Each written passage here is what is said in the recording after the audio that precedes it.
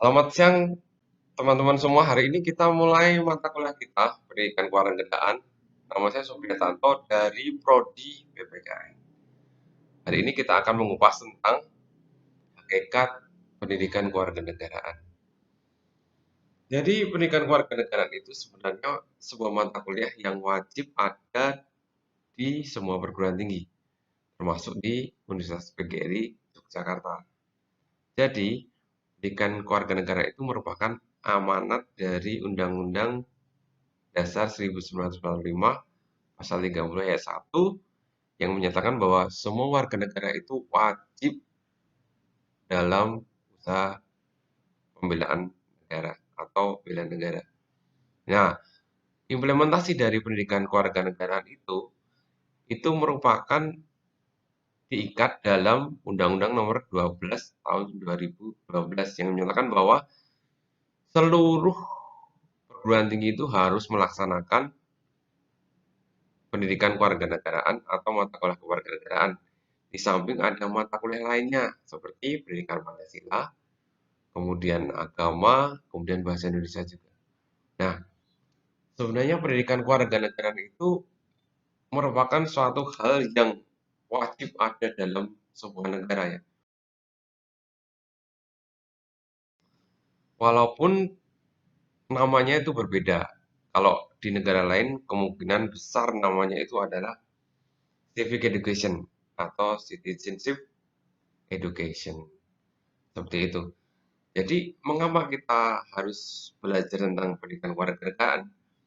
Karena sebenarnya pendidikan kewarganegaraan merupakan alat pemersatu bangsa Indonesia untuk memahami tentang hakikat dari warga negara.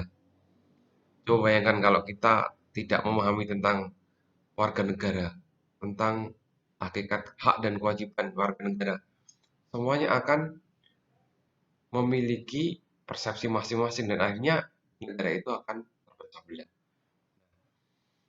Di samping itu, kita paham bahwa sebenarnya pendidikan kewarganegaraan itu landasannya itu banyak ya. Salah satunya adalah landasan hukum, landasan yuridis kalau orang mengatakan demikian.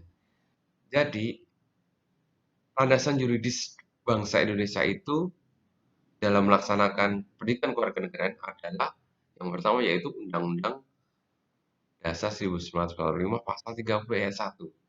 Di sana disebutkan bahwa seluruh warga negara itu wajib serta dalam pembelaan negara atau bela negara.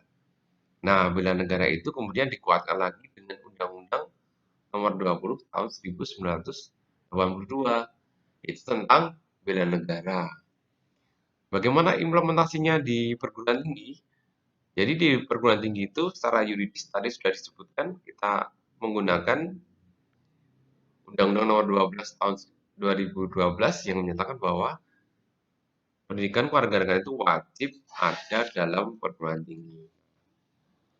Jadi itu landasan yuridis. Nah, dari sisi filsafat kita melihat bahwa sebenarnya bangsa Indonesia ini adalah bangsa yang multikultural, yang majemuk, sehingga dalam masyarakat majemuk itu memang terjadi segmentasi, terjadi strata, terjadi penggolongan-penggolongan itu. Kemudian dalam masyarakat multikultural yang ada di Indonesia itu ternyata rawan akan konflik, baik konfliknya horizontal maupun vertikal.